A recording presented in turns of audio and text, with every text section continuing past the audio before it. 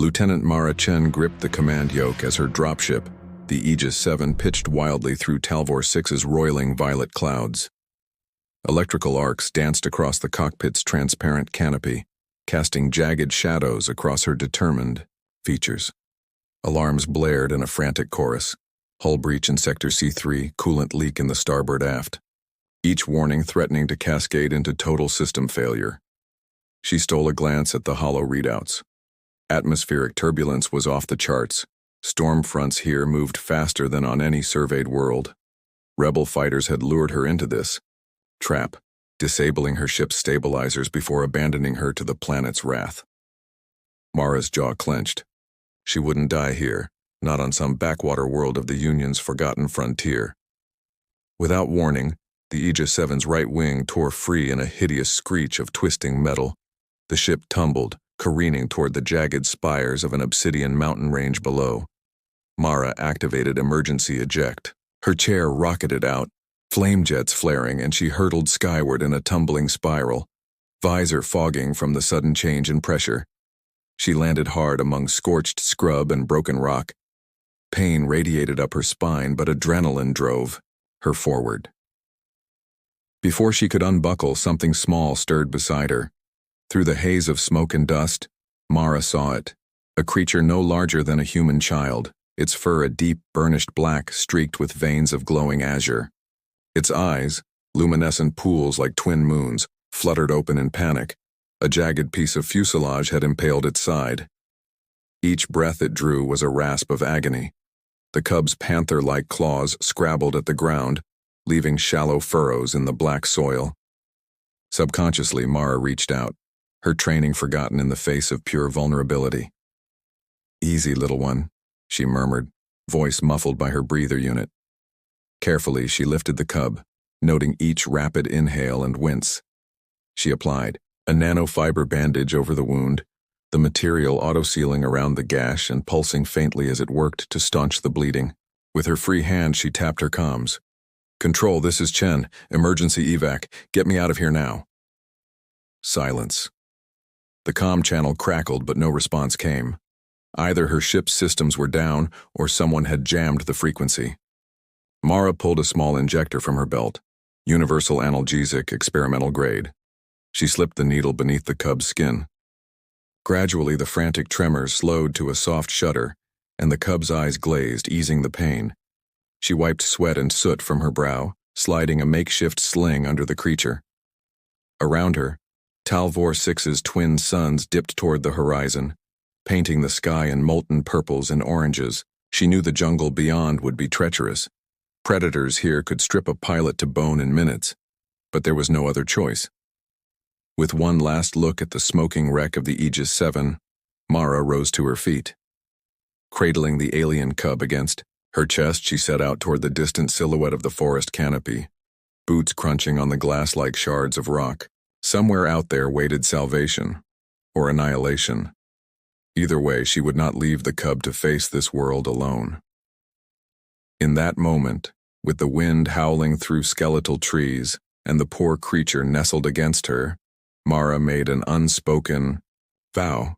She would fight tooth and claw to save this little life, no matter what the jungle's guardians demanded in return. The forest loomed before Mara like a living cathedral, its towering bioluminescent ferns arching overhead and casting rippling teal shadows across the forest floor. Every rustle and whisper of alien fauna set her heart racing, but the cub, curled against her side in the sling, slept on, its breathing steady under the analgesic's gentle hum. Mara moved with quiet purpose, scanning the underbrush for signs of predators. Talvor 6's jungles were home to creatures as lethal as any battlefield foe. Razor-winged skimmers that hunted in packs, chameleon lizards whose camouflage was perfection, and the fabled lumiclaw themselves, pantherine guardians whose intelligence and ferocity were the stuff of pilots' legends.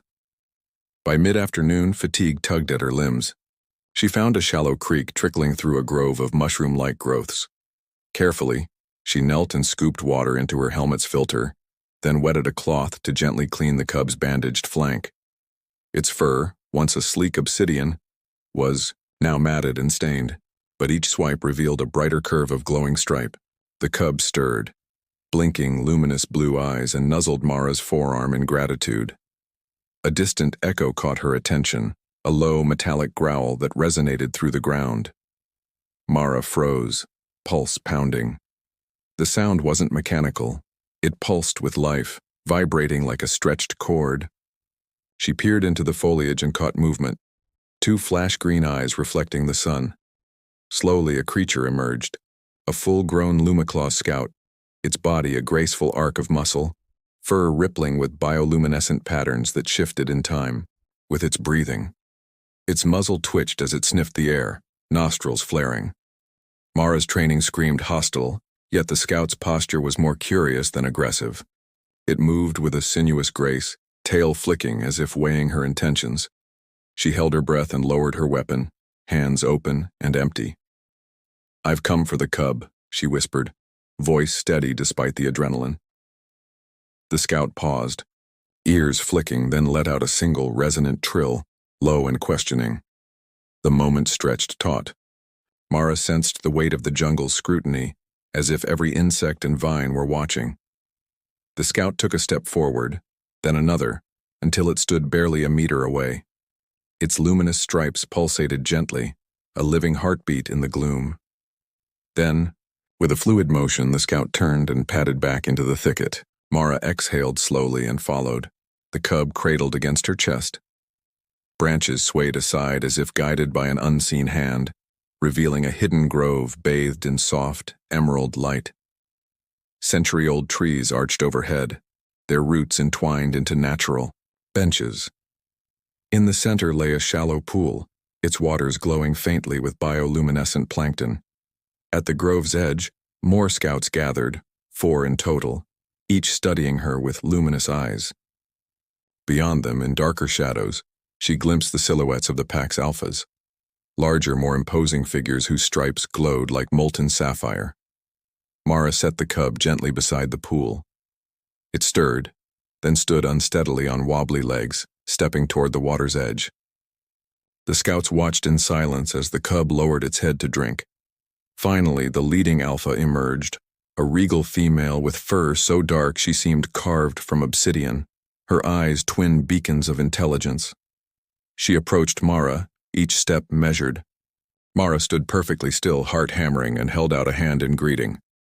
The alpha sniffed at her palm, whiskers fluttering, then gave a soft, approving trill.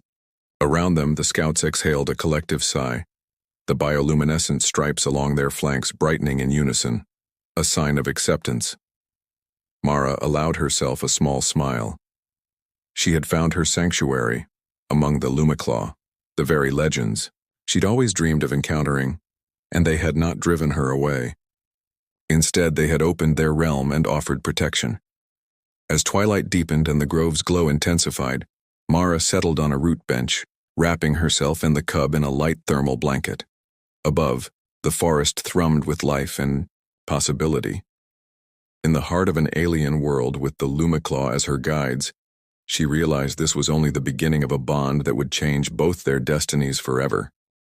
Night draped the grove in a tapestry of shifting greens and blues, each bioluminescent fern frond flickering like a silent witness to Mara's vigil.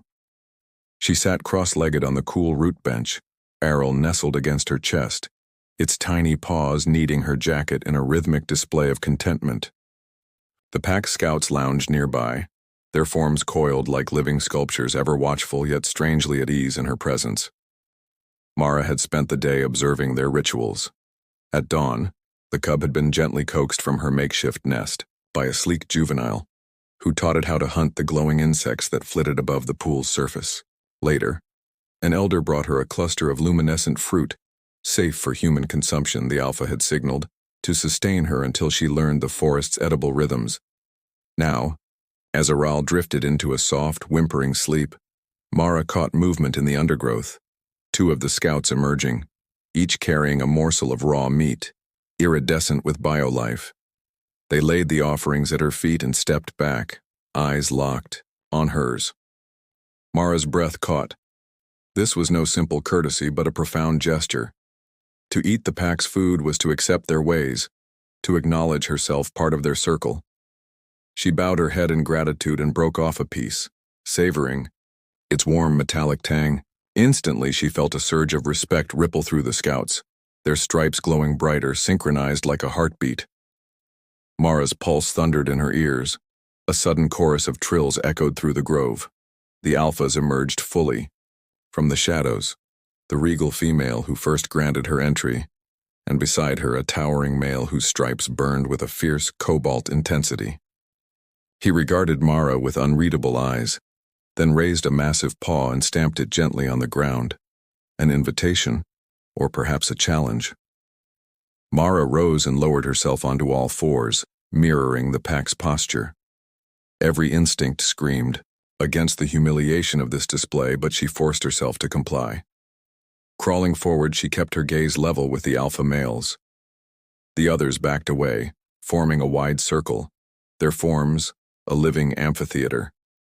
Heart in her throat, Mara reached a moss-coated stone at the center. The alpha male approached, scent marking the rock before nudging Mara's hand, pressing it flat against the cool surface. The gesture was simple, yet profound. You belong. Time ceased. The pack's collective hum filled her mind. A tapestry of thoughts, memories, and emotions exchanged through vibrations she was only beginning to decipher. She felt their curiosity. Who was she really? Why had she come? And above all, could she be trusted to protect their kin? Mara closed her eyes and sent her own intentions soaring through the grove. I am here to help. I would give my life for this cub and for you. Silence reigned for a heartbeat. Then the alpha female brushed her flank against Mara's shoulder, a gesture of deep affection and approval. The alpha male exhaled a low trill, and the scouts erupted in a ripple of light as their stripes pulsed in unison, cascading outward like waves. Mara exhaled, knees trembling. She stood upright as the pack relaxed their stances, the circle dissolving. One by one, the scouts padded forward to nuzzle both her and Errol, their eyes shining with acceptance. Under the muted glow of the grove, Mara felt something shift within her, a bond forged not by blood but by trust. The Lumiclaw had tested her and she had passed. Now, as they guided her deeper into their world, she understood that her promise was theirs, to stand by the pack as they had stood by her. The true trial, she sensed, lay ahead, but whatever dangers the jungle held, she would face them with the Lumiclaw at her side. The dawn sky over Talvor 6 blossomed in shades of violet and rose as Mara awoke to a chorus of bioluminescent birdsong echoing through the grove. Aral stood at her side, fur gleaming like sapphire embers, eyes bright with newfound strength. As Mara stretched, the pack scouts emerged silently from the shadows, forming their protective ring once more. Today, she sensed, would mark the true beginning of their shared journey. Mara packed her minimal gear, field ration packs, a compact medical kit, and her comm unit, still silent since the crash. The alpha male slunk forward, pressing a massive paw against the comm surface as if testing its strange flat shape. With a gentle trill from the female, Mara understood. They offered a gift. Picking a fallen branch shaped like a staff, she tapped it against the device. It sparked to life with a hesitant chirp. Mara grinned. In the language of machines, the pack had given her back her voice. Together, they set out from the grove, the Lumiclaw silently guiding her through hidden paths draped in glowing moss. Each step brought Mara closer to the heart of the jungle, and to the rebels who had orchestrated her crash. She knelt by a phosphorescent river and filled her canteen, then offered it to the alpha female.